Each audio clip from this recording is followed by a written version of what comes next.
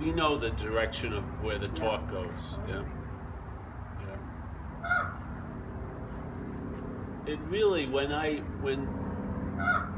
heard this, maybe I heard it before, but when I actually truly heard it, it really stopped everything, because the pointlessness of trying to look for yourself as yourself, you can't, it's insurmountable. It's never going to change. Yeah, that's why these statements are beautiful, because like the statement "self can't get out of self" doesn't have like an expiration date, where if you really try hard enough and long enough, you will get out of self as a self. We talk about it in, this is a good sign, good omen, the crows in an agreement. We talk about it in recovery, There's this stubborn delusion, even though you have complete evidence that you're not managerial quality, the delusion that if I only manage better, everything would work out. Yeah. So the system itself has tons of evidence that it's a failed system, but it overrides that with the hopes that it's going to succeed. That's why it's so essential for it to have time, because right now you'd realize it's a failed system, but it's hoping that in time it will succeed. Yeah. So there's always a driving hope that, you know what? It sucks being me, but it could be really great one day. Yeah, so I'm going to just stick with it, with the hopes that one day it's going to be really great. Yeah, and it's a delusion that's very, very stubborn. And it needs time, because if this was the moment, you would see what has failed you. It would be clear. Yeah, you would see quite a lot. But it's like a gauze, or it's like an unseen disguise timing. The subjective timing doesn't allow you to really get how screwed you are, in a sense. That's what happened with me in recovery. I was struck sober, which is something bypassed the typical systems that things would have to get through to get to me, which is mostly this male slot, yeah? The intellect and me, and then the idea that I'm hearing it. It had to bypass all that, and like we say in AA, there's an admittance to your innermost self, whatever that means, but it means like it doesn't get caught in the horizontal download. It goes somewhere else, vertically, boom, and it's an instant hit. And that instant hit can reverberate over thousands of years. It doesn't have to keep hitting.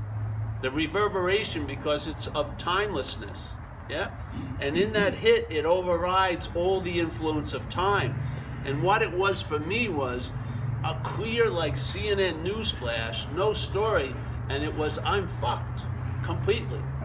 And it was, and I had been fucked from everyone else's point of view for quite a while, but it wasn't going to the core. It was getting sucked up into the head, and it would be massaged with this idea, but it could possibly work. I could get out of this. This could turn. Yeah, all of that was dismissed, and from that point on, and it's never changed. That's the amazing thing. In the 30 years, it's never been brought up to debate ever. It's never had, okay, we're having it every 7 years it's review. There's been no review. It was clear clear today as it was 30 years ago. Yeah, just like a lightning bolt. Yeah. So there's an inherent sense of the main cog of the preservation and the continuation of the mental processes. It just took out a large part of that engine. Yeah, and then you could see it clearly. Hey, it doesn't work. It doesn't work. And I'm telling, in my experience, how this is built, it doesn't have the ability to measure, to quantify, to get to embrace what is. If you're using any of its mechanisms to know anything, it's not going to know what's knowing. It's not. You can't apply what you've used to get and have and understand things to know things. It doesn't work. You can't use the same shovel that digs a hole here to dig yourself into that truth. So there's a seeing of the utter impossibility of you ever getting it, Have you ever, see, a lot of people think if you know it, you got it, but it's not true. Knowing it neuters the possibility. And then you realize, from this point of view, the highest level of it concerning the topic of what we are is to know it, or to experience it, or to have it. It never can go to be it, yeah? Because it's already believing it's being something already. And that source code isn't going to get overridden by thousands of spiritual experiences. Thousands of spiritual experiences do not add up to spiritual awakening. You can have thousands of spiritual experiences, and the sense of being a separate, long-lasting, independent entity will survive every one of those hits.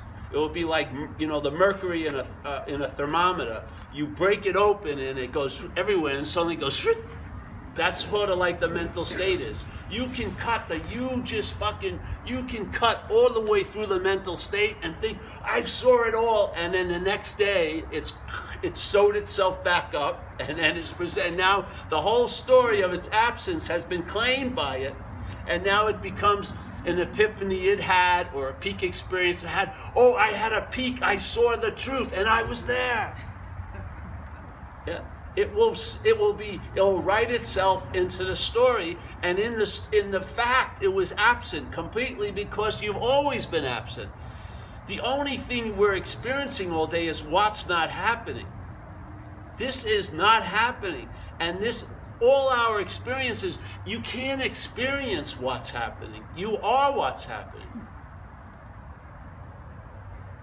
That's the whole epitome of non-duality, not two. For any experience, there has to be a seeming two. If there isn't a two, that which you want to call an experience is being it. That's what it is. It's being it. And the being, I'm telling you, experience is drenched in time. Being isn't. Yeah? In the sense of being, it exudes that it's always available at all times, and it hasn't never been moved or affected by all the shaking and all of the agitation and all the angst that a mental state resting in time produces. It doesn't, yeah? You'll have a true hit, not by going through this mail slot or through an experienced mail slot, but by realizing the failedness of all of this, and then getting a sense that you truly are what you've been looking for. Truly. It's not a trick. And it doesn't mean, and if you could just find a super subtle way of looking for it, you'd find it. No, you are what you're looking for. It doesn't say you were and then you lost it, or you're gonna be, because if you practice a lot, it says you are what you're looking for. That the immediacy of it can't be fucking escaped. So what's the only methodology of understanding that will work on this topic? If you want to give it a name, it would have to be negation. You would have to see or entertain information not about what you are, but about what you're not. And by getting information about what you're not, which is an assumption it's about you, sooner or later the dam breaks. And then you realize, just like Dojin said, you study Buddhism. To study Buddhism is to study the self, and to study the self is to forget the self. Why? Yeah. How is that? Because if you study the self, you'll see, at least intellectually, it's not you. Yeah, you'll get a sense that it isn't personal. You'll get a sense that there isn't the basis of terminal uniqueness is a fabrication. Yeah? You'll get a sense of it, and in that sense, once you see something that has been implying to be you, or implying a you that you're identified as, or assuming or presupposing, what happens is, if it ain't you, you'll lose interest. Not in it, because there isn't a self. You'll lose interest in all the stuff that's being used to imply a self. Yeah? you'll lose interest in it. And when you lose interest, you'll realize its whole mechanism is identification as, because that's how your interest keeps going to it. Something in you takes it to be yourself. And therefore, the interest and attention, like a bloodhound, it gets a sniff and then it follows. It'll go by 30 people and find that one person that has that smell. Well, the mental state has given a sniff to the attention and interest, so it goes to whatever is concerning you, the you that you're not. So it's the interest and attention that's reinforcing the sense of being other than what you are. It's the only thing that can. What you're not can't emanate any energy. It's not true. It has to sort of, like a solar panel, it has to suck the energy and then use it to fire up its little mechanisms. So like when you have a solar panel and it runs your blender and your this and your that, well, the same thing, the selfing takes the attention and interest and puts it into its little appliances, the thought system, the feelings, the actions, and says all of these actions imply one thing, that you're the actor of them all. All of these thoughts imply the thinker. All the feelings imply the feeler. So by using attention and interest to fuel the appliances, to pay attention to them, the delusion, the hypnotism seems to occur. It doesn't occur, but it seems to occur. It appears to have occurred to you, the only reality there is. You stop believing the dreaming that you're dreaming. And suddenly, the dreaming is forgotten, and then you wake up and you're the dreamt. And then suddenly, the dreamt gets extended in time, and now you want to get out of it, but you try to get out of it through it, instead of from it. The getting out of it isn't an escape. The getting out of it is recognizing you're never in it. You see it before. If you see it after, you want out. It's an escape. If you see it before, you realize you're not in. And that's a huge, huge long-term possibility of out, because it's not predicated on you. It's not predicated on effort and thought and intention. It's predicated on the fact that it's true, that what is prior is prior. What is prior is established. It's not produced or unproduced by that which comes after. It's prior. It stands alone, untouched. And you cannot arrive at it from what comes after. You see you're not what comes after, and you'll get a sense of before. And if the sense and the grace is there, the before, the anchor will take hold, because it's fucking sound ground. Then you keep floating and going this way and that way, but there's an anchor that never gets let down or pulled up. So an assurance comes over you. And it can demonstrate or manifest in thousands of ways, sort of like you know everything's going to work out when they don't look like they're working out. Who knows how it's going to manifest? Because we're all seemingly a unique expression, so it's going to manifest any way it wants. But generally, you can put it in the statement of all of these little action figures will travel lighter. You'll travel lighter through what you call Roland's life. I'll travel lighter through what is called Paul's life. And after that's been happening for years, you humbly, this action figure, I think one of the highest points the action figure can arrive at is enough. It arrives at enough. Enough knowledge, enough this, enough that, and now suddenly life is looked as an opportunity to express from what you are, instead of trying to acquire what you are. Or to have someone else stand for what you are. No, you're in what you are, which you've never been out of, and therefore there's an expression of it. And it promotes a win-win for everyone, and it's inclusive, and it has a sense of lightness, because light begets light. Agitation begets agitation. As the great Zen statement in Faith Mind says, you can't use activity to produce stillness. That would be activity. What is the mental state? It's an activity. There is no mental state without activity.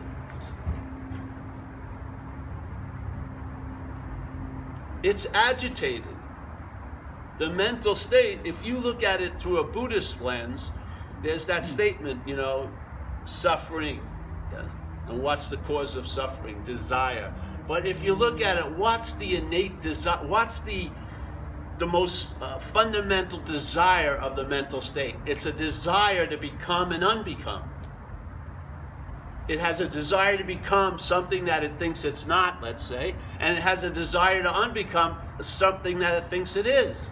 And it's always in this this time staircase of a slinky, which is the head wants to become what it doesn't think it is and wants to unbecome what it believes it is. It's not any of it. The big whammy is it wants to unbecome what it believes it is, because it already has established a lie as a fact. You're not that, period, yes? But suddenly now you think you're a loser, so now you don't want to be a loser. So there's a desire not to be a loser based on a premise that you are a loser when you're not. What is that going to do? It's just going to beget more agitation. So the desire goes on and on and on and on, and then you believe, fucking with no evidence, that, oh, if this really meant the truth, it would chill out. Fuck no. Agitation, if it meets peace, is going to use peace to get agitated. Look at it. Look at people in these talks. They come here and they go, oh, I feel really great, but what about Tuesday?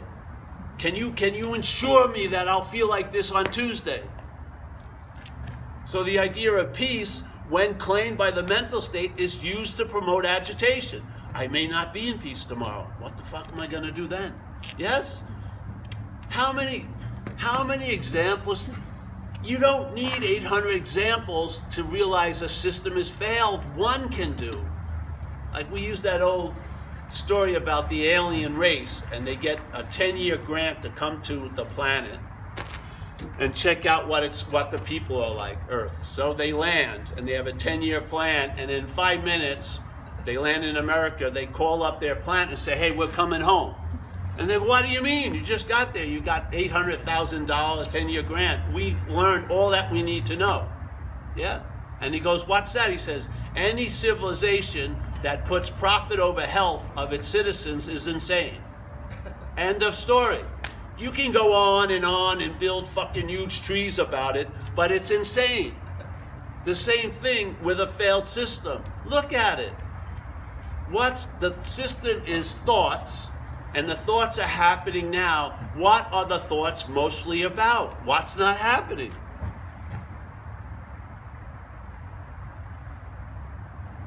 This is like a college you could be done in like 3 hours. All right, the first class. All right, we're gonna show you the true value of the thought system. All right, see you 5 minutes. Next class. All right, yeah, we're gonna talk about personal doership and the fantasy of it, and how it promotes guilt and shame that stretches out over fucking time, producing tons of effects from an imaginary fucking field. All right, 10 minutes, you're out of there. Then there'd be a break at 10 and you never go back. You would have heard enough. What is it that doesn't allow the information to grab root? Is the system's backup, which is the most important thing about the message is who or what's hearing it. Because you are going to give the message to the message. The message isn't going to give the message to you. You're going to make the message out of the message. That should be the first class, truly. Because then you would realize why the information isn't getting through, because it's getting claimed very quickly in time, and it's getting neutered, and then it's presented as if it's that which you were studying, but it's dead on arrival. So it's sort of like you read these books and they tell you, all right, this is exactly what you do when you get in this situation with the relationship you're in. Then you find yourself in a relationship at that moment and all the understanding's not there. It's like totally wasted. It has no application. It's like being a professor of holes, yet you find yourself falling into holes all fucking day. Give up the fucking knowledge. It's not working. You don't want to have knowledge of holes, you want to stay out of holes. If the knowledge of holes don't lead to staying out of holes, that's a big hole. That's just, yeah, I don't know, am I that crazy? So you don't need much. All right, when I saw thoughts in a certain light, and I saw that the thoughts are always happening now, yeah? But most of them are drenched in time, and they're about basically what's not happening. They're presenting to what's happening, which is us, a story of what's not happening, and then we buy it, and when what's happening buys the story of what's not happening, it's happening.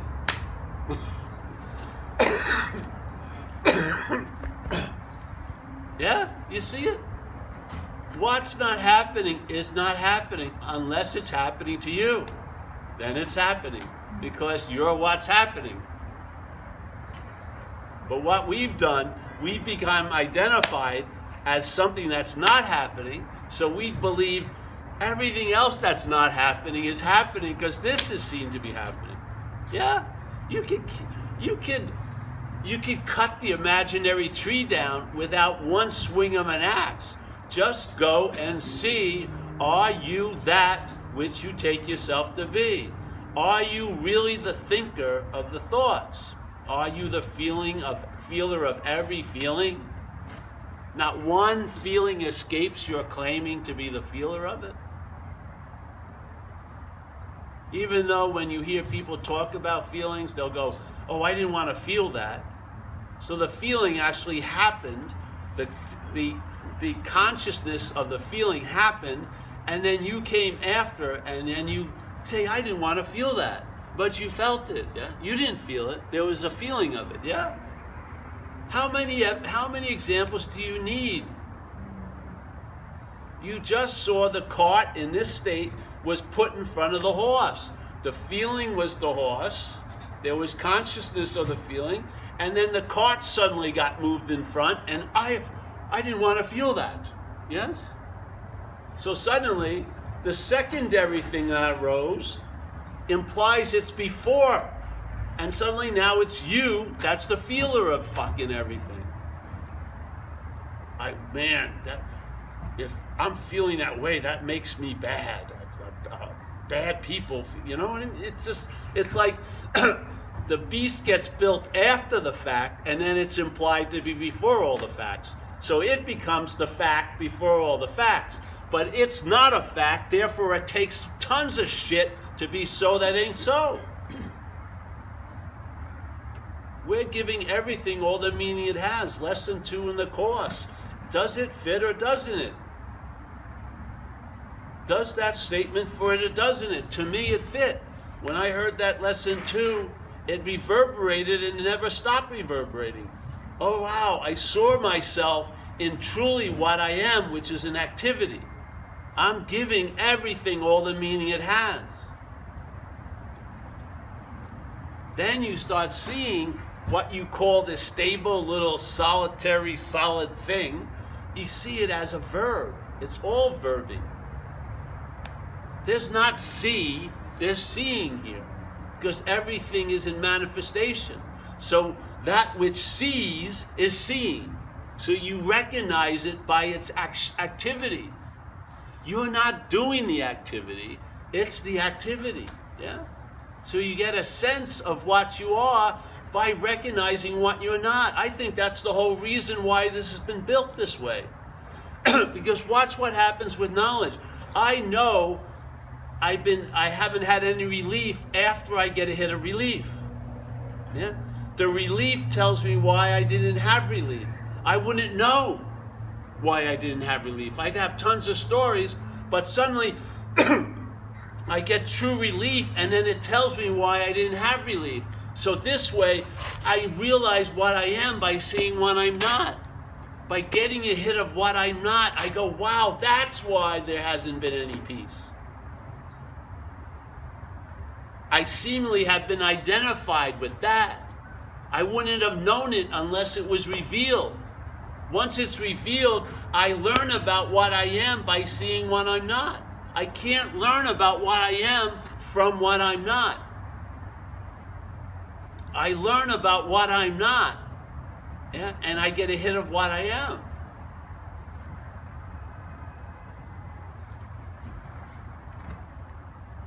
The movement, the direction is different. The mental logic is based on a very crude, small idea of time, which is we're here and it's going this way, and it never turns back. Yeah? That which comes after has something that comes after it, goes on and on. It doesn't go that way. It's subjective.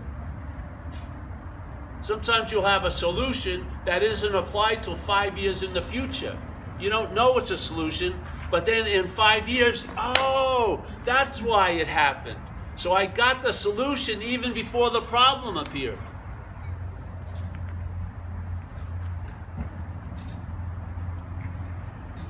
What does it do? It's not that, it's what it implies. Your mind goes off.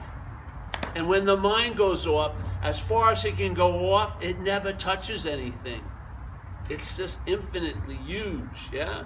You have a realization in mind, and it's taking up such a small bit of it, of mind. It's like throwing a rock in a super deep well. You'll never hear it even hit.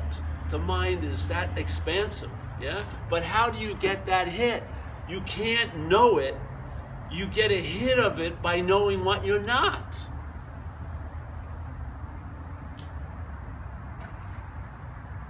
To hear the water, you have to have the stone of what you're not dropped in.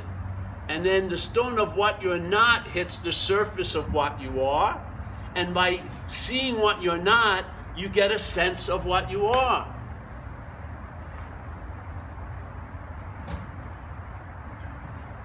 But the sense of what's enlivening the idea of what you're not, yes, is what you are. It can't see what you are from here. It goes, and then you realize it's always been that way. I was never that which I was taking myself to be. It's not like, oh, there was a transformation circa October 14. No, it erases all time of any other condition that you could have ever possibly have been. It goes, it's always been this way. Be it 40 years erased, 60 years erased, 1 day erased, that's what happens. But you get the hit that it's always been this way by realizing what it's not. How else are you going to get it? If you keep searching for it from what you're not, all you're going to get is what you're not. Yeah? And what you're not's going to believe it knows what it is. It just can't seem to get there. It can't stabilize in it. And it will be turned into the pursuit of what you are from what you're not will turn into a big spotlight on what you're not all day. Yeah? That which you thought was leading you somewhere will be used to just emblazon the sense of what you're not. Yeah? Haven't you run into that in spirituality? Very, very slimy, very, very sophisticated bondage of self. And then when you hear someone, I remember I read this article in Tricycle years ago. It was just an op-ed by a famous meditation teacher. And the meditation teachers were saying, I've been teaching meditation for 30 years, and I'm having this phenomena occurring with all my old students. They keep getting in touch with me and said, hey, nothing's fucking happened. I just canceled my subscription to Tricycle that day, and I was like, I lost quite a lot of interest in meditating for 25 years because I'm not going to exempt myself to the effects they were having. I'm no special thing. I learned. I go, what? Okay. I want to get off. I thought you were going to Nirvana. No, I want out now. Keep the money. I'm just getting off the bus. Yeah.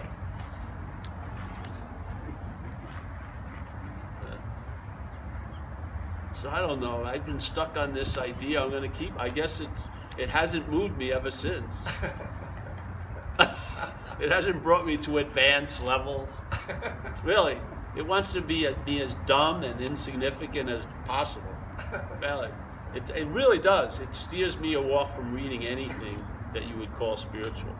It does. It's just I'm just perfect, just as I am, even though I don't think so. It seems to find great use in me. So, what's the point? Am I here to serve this or whatever? I'd rather give up to that, whatever that is. I think that is this, but you know. Yeah. So, and I know you know. I just know you know. I know you do. Because it's prior to everything else, yeah? It's the only established. What's truly established never gets established, ever. It's truly established. It's what is. It's like, that's why a fish maybe doesn't know it's wet. That's why we don't pick it up. We can't recognize something that's always here. We need it to not be here to see that it's here. Yeah. What's always here, we can't pick up. The apparatus, its mechanism cannot understand what is. It's not built to. Yeah, I remember I had it. I was in, I'll end with this. Got run over by the car, and they put me in, and I started going into like dream worlds, yeah? I think maybe because I was an opiate user, and then they gave me the wrong medicine, whatever, but I would go off into really very realistic dream worlds, and each time I went into it, I carried the qualities I had found out before. So it was like a sequence of dreaming. And this one, I kept seeing videos of my old guru that were never made, and so I could fly, and I could fly through people. So I flew down to Florida where he lived, and I ended up coming into a meeting that he was having with followers who had kids, because he had kids, and he was on a little raised die, and I was flying around the room, and the people were flipping out, and I was yelling, "Don't worry, I can fly right through you," and I was flying through people. I landed on the die, and I looked at him, and I was like pleading, like, you know, what's the fucking truth, you know that thing, that deep thing you have. And I was like sitting there, and he had a little smile on his face. He said, basically, telepathically, you're too complicated to get it. Basically, what you're using to find the truth is not usable. And it was like really demoralizing. I was so bummed out. I had this, there's nothing like a spiritual seeker's sadness when he realizes he ain't gonna find what he's spent years of looking for. It's sort of like a bummer, you know, because you feel like something is built up. You don't have, let's say, a bank account, but you have a self account. You're thinking you're a spiritual seeker, you know, you've had tons of epiphanies and everything like that, but basically it's all put to naught. It was bummer, yeah. But I came out of that with that possibility, yeah. Like, it may not be my fault that I can't find what's looking, yeah. It's not because I haven't done enough or I didn't do it with the right person. Because I met some nice, powerful people. The 16th Kamapa had some major mojo. Yeah. All this stuff. Maybe it's because the fundamental paradigm is off. I believe I'm starting from Omaha to get to LA. So I bought a lot of maps to LA, but presuming that I'm starting from Omaha when I'm in LA already. Yeah. And so once I realize, or I get a hit that I'm in LA over, and I see I've spent $1,000, $2,000 on all these maps, there's a little bit of an attachment to the maps. So I really want to be in Omaha and get to LA. You know, I want to look for LA. I don't want to be in LA. So I had a very strong hit, younger, that most of us want to be free, but we don't want to be free. We want to be free. It makes us feel better about what we're not, if we're willing or look like we're looking for the truth. But we don't really have any intention of finding it. Have you ever done that when you meditate for 5 hours and then suddenly peace arises and you're up. You'll just put up with all the fucking traffic, but once you get into the sweet spot, oh, the laundry. So, yeah, whatever. So I like this message a lot because I'm a slacker at heart, and really there's nothing you need to do. And if you can just wait out those urges to fucking add on to it or make it something, if the grace is available and you can just stay on the operating table and not get up and not call in more doctors and just fucking, it's the spleen, no, just there. And I think you'll be incredibly pleasantly surprised because nothing is everything. And everything is nothing. So we've tried to get everything. Let's start with nothing. Yeah. So, yes, that's that.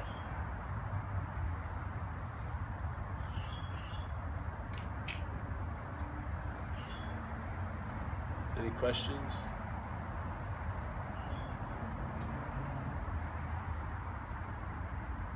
I didn't turn this on. You didn't turn it on. No. It looks like it's on, but it's not on. I do this so many times. Can you turn it off? This wasn't on either? This is on. That's a good time.